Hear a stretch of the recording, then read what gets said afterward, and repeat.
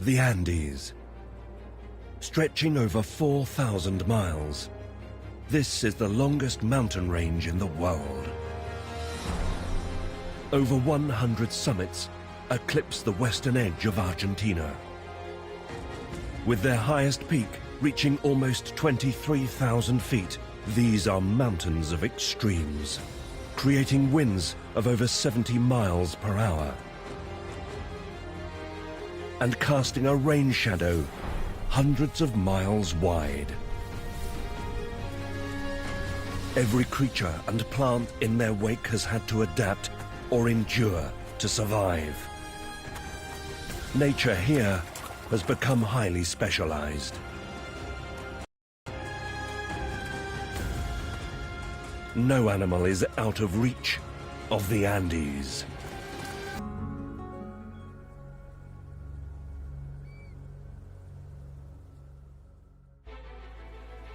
From Tierra del Fuego in the south to Argentina's northern border, at almost 12 times the size of the UK, Argentina's terrain is a varied expanse of rich plains, rolling plateaus, rugged mountains, and rainforests. Over 10,000 species of animals and plants are spread out across 18 different ecoregions.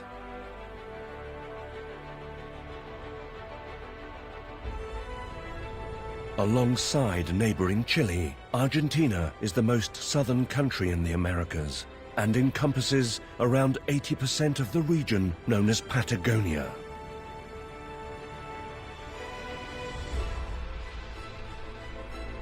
To the west, the Andes dominate the skyline, and ancient glaciers still carve the rugged landscape. In the east, the low Patagonian desert sweeps across the country before plunging into the fierce Atlantic Ocean.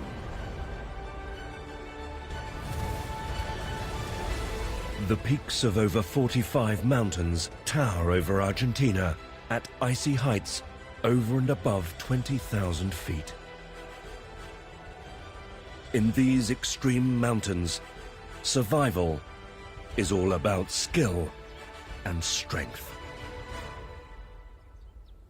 The Andes are a stronghold for an apex predator.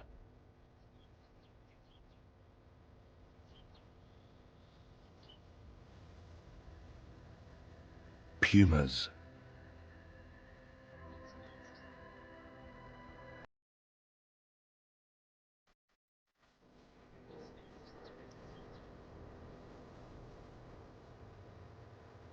These big cats are solitary creatures, and with good reason.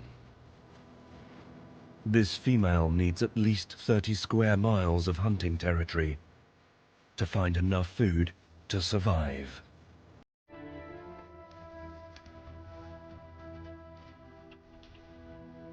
After jaguars, these are the biggest cats in the Americas. Males and females can weigh as much as humans.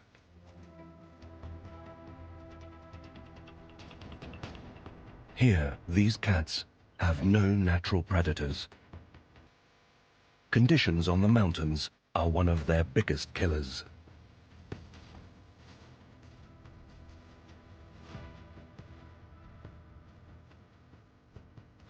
The pressure to hunt is on. And their favorite food is on the move.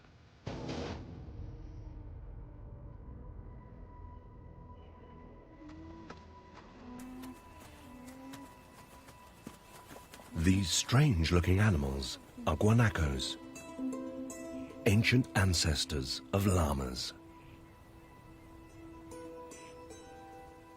They thrive in the foothills of the Andes. Around 500,000 live here. These guanacos are nomads, constantly roaming in search of food. In their quest for a meal, they forage at altitudes as high as 14,000 feet. In Argentina, weather conditions can change by the minute. The stark beauty of this region is only matched by its hostility. But guanacos have evolved to counter what the mountains throw at them. A thick, shaggy coat protects them from the biting cold and winds up to 75 miles per hour. Their blood is rich to help them cope with life at altitude. They have 4 times the number of red blood cells found in human blood. These creatures are perfectly adapted to life at the mercy of the mountains.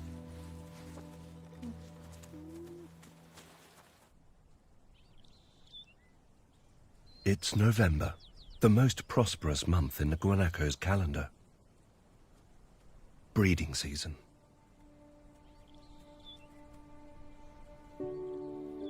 This mother has been pregnant for 11.5 months, and with the first signs of rain, her grazing is interrupted by her baby's arrival.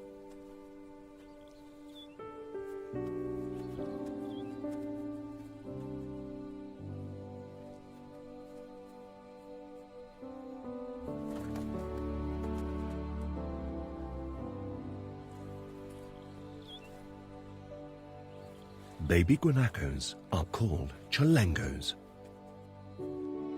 She guards him as he tackles learning to walk.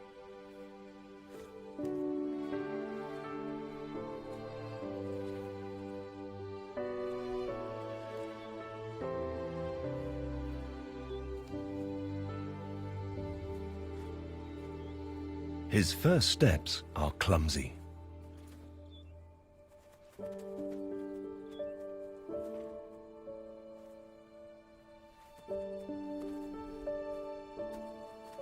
But after just 5 minutes, he is up.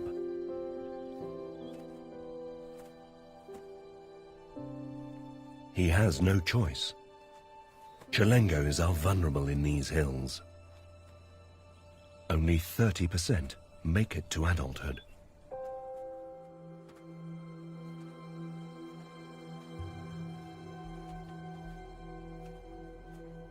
The puma has a home range of over 40 square miles.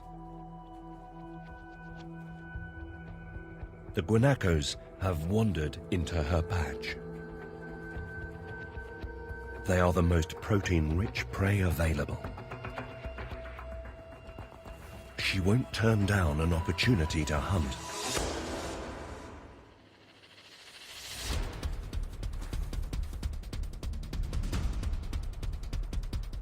Pumas make their kill with a combination of stealth and strength.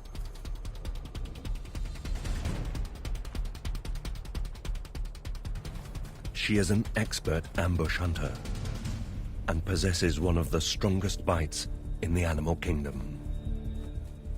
But guanacos aren't easy to catch.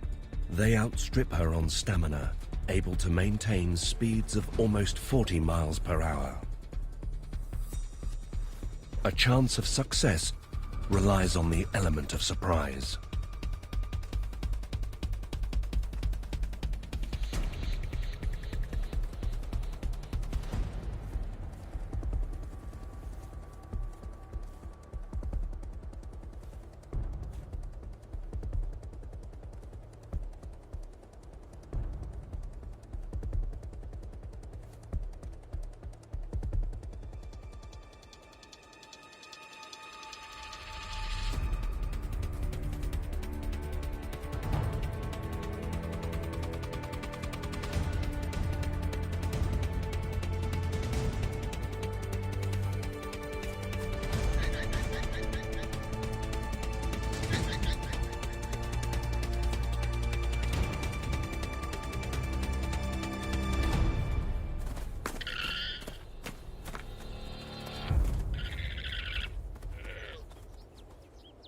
She's missed her chance.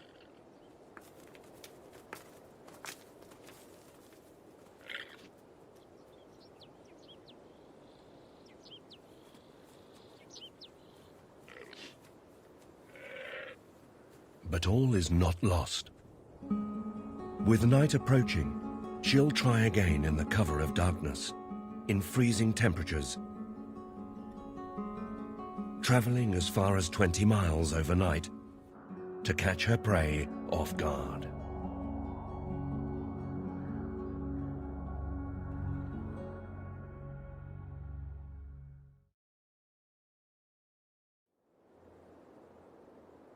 As the morning sun climbs the slopes of the Andes, the puma's victory is revealed.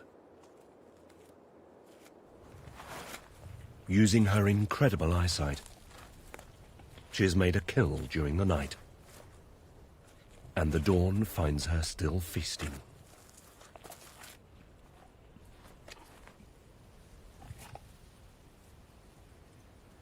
But she needs to keep a watchful eye for company. There are many others in these mountains who could benefit from the guanaco's protein-rich meat.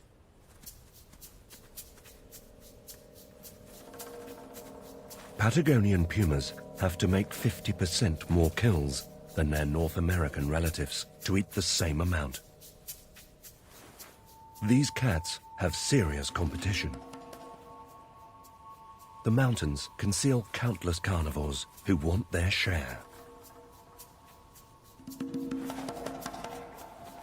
Life is tough at these altitudes. Most choose lower climbs. With food so scarce, the puma must eat as fast as she can and run before the scavengers arrive. From his airborne vantage point, he has spotted the puma's prize from several miles away.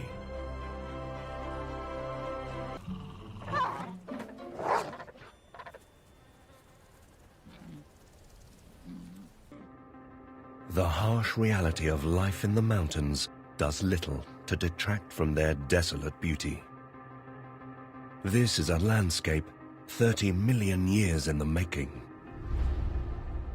Beneath the South Pacific Ocean lies the Nazca tectonic plate. Millions of years ago, it collided and was forced under the South American plate, forcing the land above to buckle and rise. Lifting an ancient seabed far above the surface over the course of 30 million years, creating some of the highest mountains and volcanoes in the world, changing the landscape of South America forever.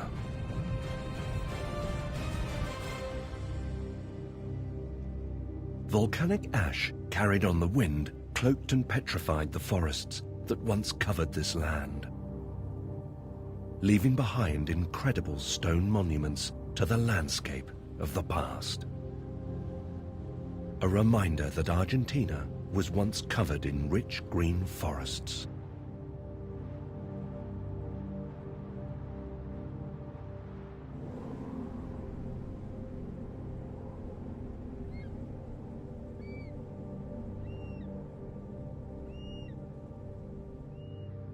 The Andes have rewritten the natural history of Argentina, creators of this moon-like landscape.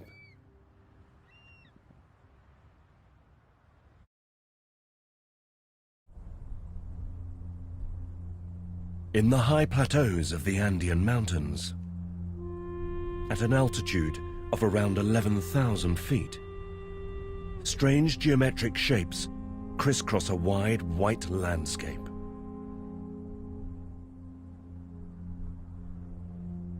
Salinas Grandes is one of South America's biggest salt pans. Literally translating as salt desert, this is the remains of what was once an ancient lake. Trapped by the rising of the Andes, the lake disappeared over 10,000 years ago. Today, the wind continually strips the surface of the lake bed, carrying tiny pieces of salt far across the Patagonian steppe.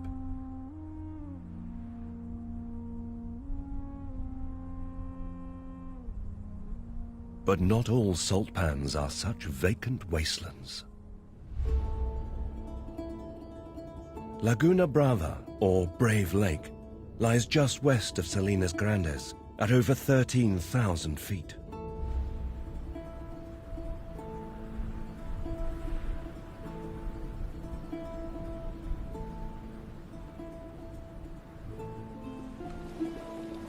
Like much of the Andes, the volcanoes that surround this salt pan are an indication of its ancient origins. It's still possible to find mud pools like these high in the mountains. Nearly 2,000 acres make up this salt pan water mirror, a shard of silver in a patchwork of color. Is too salty for most other animals. Most of the wildlife in the mountains relies on using initiative. The guanacos have followed water down the mountain to a plateau lake. With spring in full force, the herd swells in numbers as the final chalengos are born. Only 2 weeks after birth, the mothers are ready to mate again. Nearly all the offspring in this herd share the same father. But it's not an easy life for the dominant male. Younger, fitter males frequently challenge his hierarchy, and finding time to mate can be a struggle.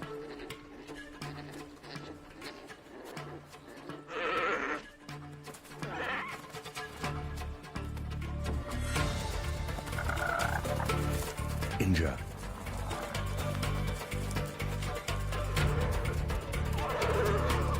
This headlock is a test of strength. Fighting can be vicious, as each male tries to attack the other's most prized possession. Protecting one's assets during battle isn't an easy. Finally, the newcomer gives up.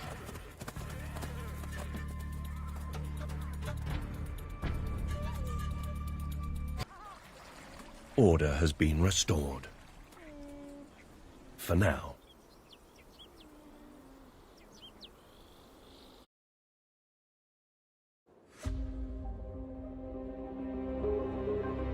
East of the Andes, stretching from the foothills, is a barren wasteland. The Patagonian steppe covers 260,000 square miles, an area almost as large as Texas. The mountains cast a rain shadow across Argentina that can be seen from space. As summer approaches, the temperatures during the day rise by 25 degrees in a matter of hours. What little rain the plateau receives through spring stops altogether. The dry air that crests the mountains becomes so cold at these heights that when it meets the Andes' eastern flanks, it rapidly falls.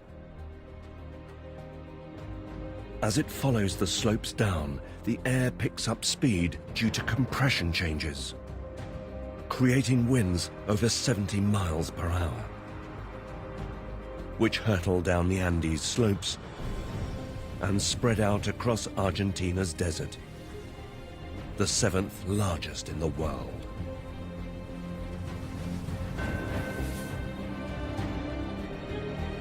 Sandstone canyons are sculpted by the winds.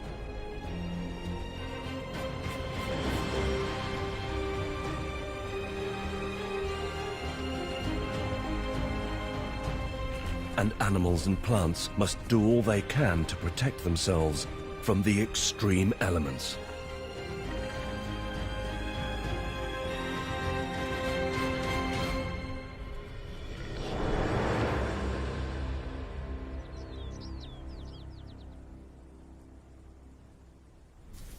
One peculiar creature has found the best way to escape the howling gales is to make its home underground.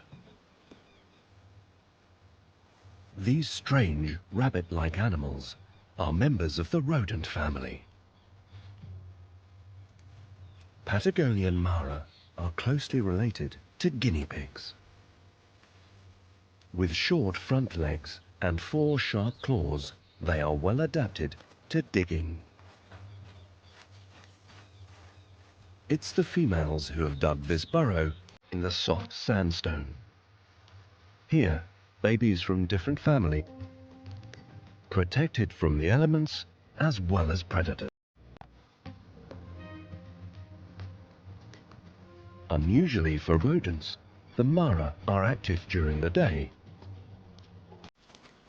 and spend most of their waking hours either grazing or basking in the hot Patagonian sun. Mara parents are monogamous, and a female will only nurse her own offspring. Using her keen sense of smell, she's able to detect her own. Imposters aren't tolerated.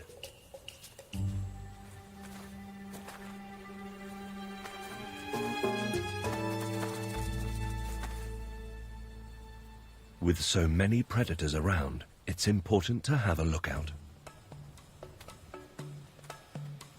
It doesn't take much to make them nervous.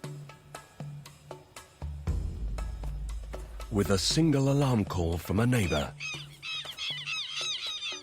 everyone races to safety. The babies dive underground,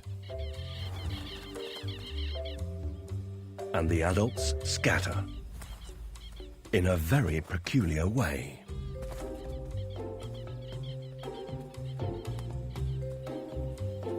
This bizarre hopping allows the Mara to travel surprisingly fast, almost 30 miles per hour.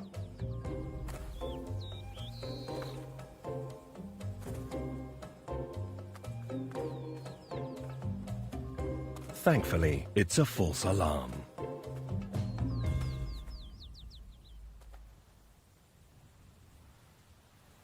Maras aren't the only weird and wonderful creatures on the steppe.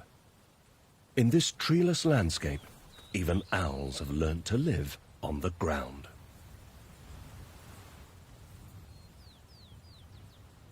Like many of Patagonia's residents, burrowing owls use underground nests to protect their young from the cold, sand-laden winds of the steppe.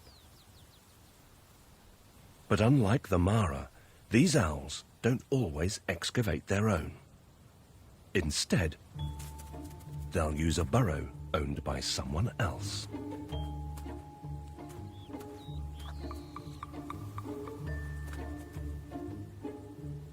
And they won't give it up.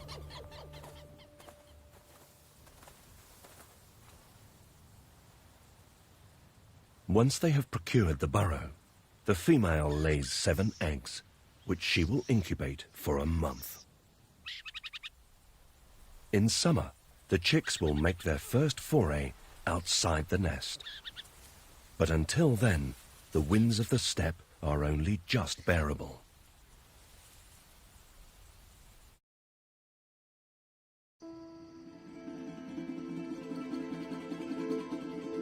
Here in the Patagonian steppe, every corner of the compass offers vast, uninterrupted horizons. The creatures of the desert might be unaware of the Andes. But even this far east, Argentina's landscape is defined by the mountains. In the sand-blasted passageways between hardy shrubs, one enterprising animal is at home in the wilderness.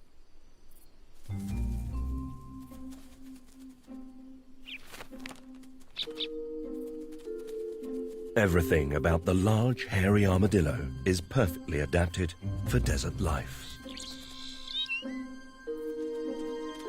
Patagonia is the furthest southern limit of this creature's range. Like all armadillos, its head and body are covered in protective bony plates. Long, coarse hairs also add a protective layer.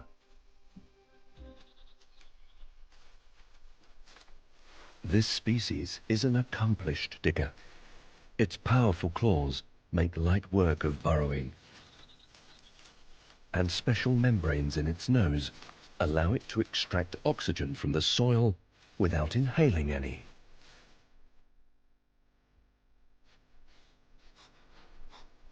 Armadillos have poor eyesight, but they make up for it with a fantastic sense of smell. Unusually for an armadillo this far south, conditions have created meat-eaters. This one capitalizes on an abandoned kill. A hare's misfortune is a lucky break for the armadillo. Armadillos are usually omnivores. Those that live closer to the equator mainly eat insects and plants. But here the large hairy armadillo has had to find a way to cope with the lack of resources. The softest flesh is eaten first.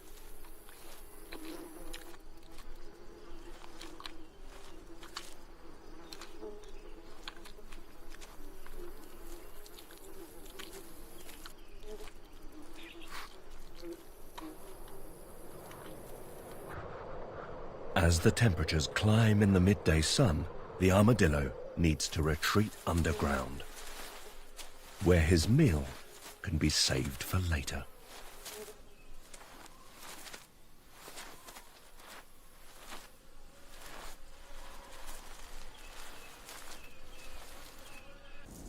Even in the steppe's smallest residents, the mountains have been the driving force for evolution.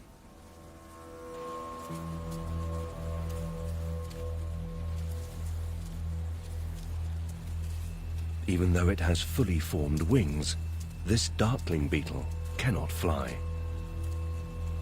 Over the course of thousands of years, its wings have fused together. It has no chance of taking flight in such gusts. The only way for this beetle to escape the fierce winds is to bury himself until it's safe to come out again. He's an expert excavator.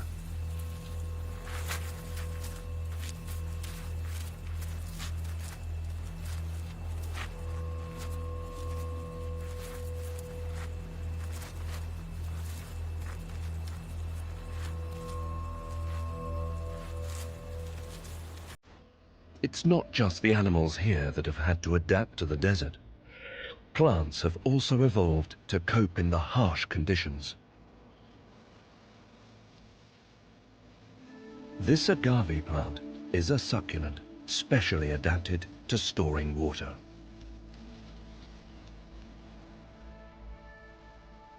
The leaves are coated in a wax-like substance to prevent water evaporating through the surface, and are shaped to allow the plant to efficiently capture water from rain and dew.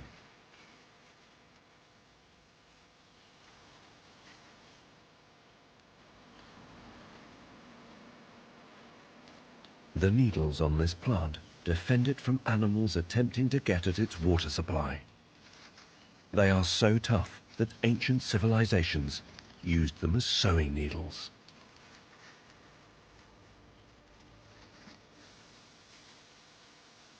Even the grasses of the steppe are hardy survivors, blanketing Patagonia for millions of years.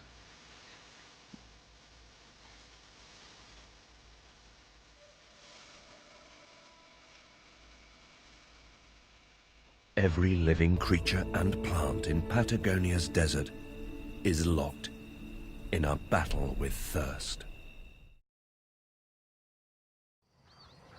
One of Argentina's most feared residents is well adapted to the arid conditions of the steppe. This male tarantula gets most of his liquids from his prey. But at this time of year, he's on the hunt for a female.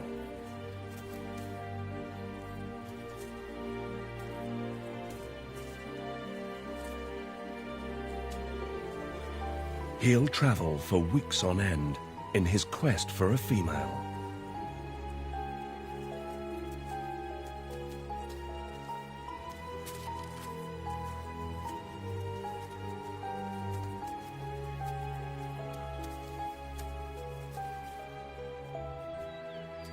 It isn't long before he finds a burrow entrance with all the right signs. Traces of her web outside the burrow contain pheromones, chemical messages to alert passing males of her presence.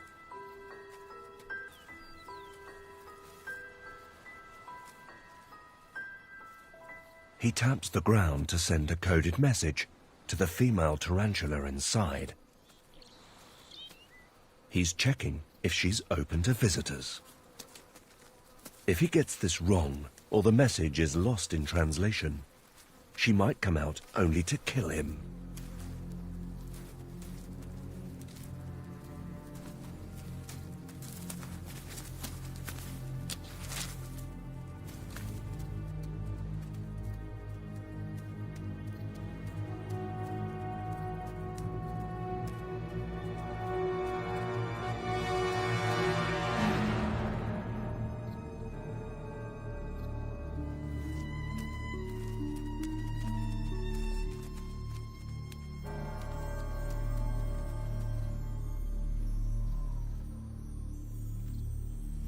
But luckily, she's in the mood for romance.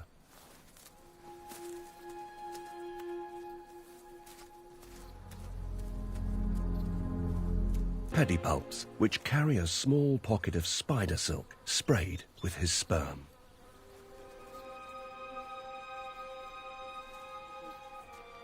While the female is under his spell, he quickly deposits the packet of sperm into the female's reproductive organs.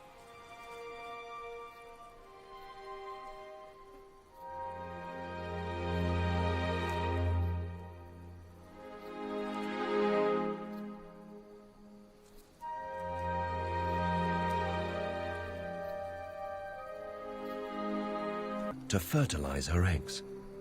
This female could have over 400 babies this year.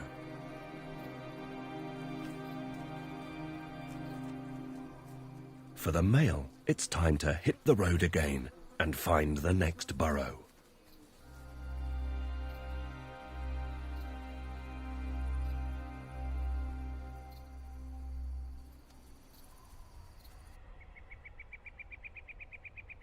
Some of the desert's residents are already in the throes of parenthood.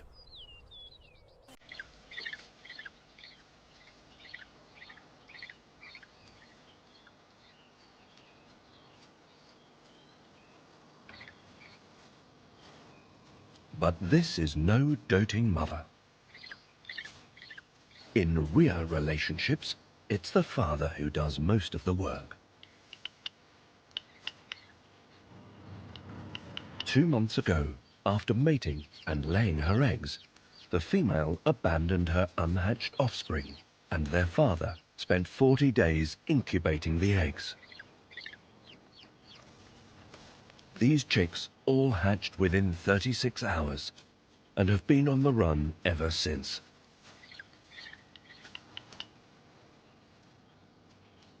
Rhea are flightless birds, so they must keep moving to avoid predators, staying close together and communicating with whistles when one falls behind.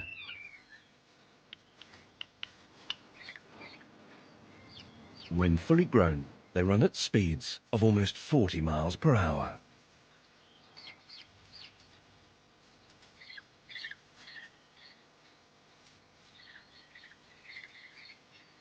Their father is devoted.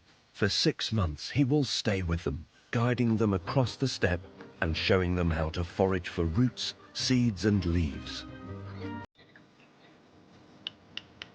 It is an endlessly nomadic existence.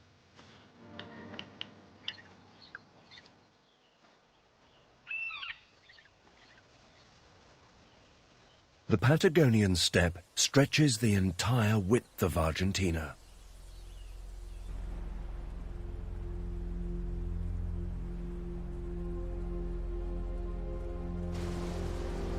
Over 800 miles east of the Andes, the desert finally plunges into the South Atlantic.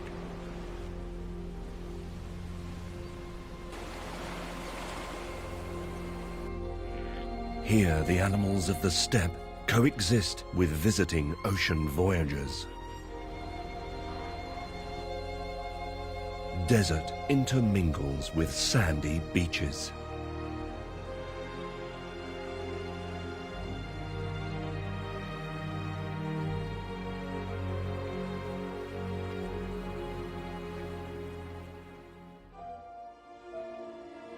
Since their formation 30 million years ago, the Andes have defined the landscape of much of Argentina. From the slopes to the sea, these mountains dictate the climate. Creators of the howling Patagonian winds, gatekeepers of the rain. The extreme conditions of the Andes have forced the animals and plants of Argentina to evolve and adapt in unimaginable ways. Only at the coast does their control abate into the waves of the fierce Atlantic Ocean. Across Argentina, the steppe bears the scars of the Andes rule. These mountains are the creators of the wilderness.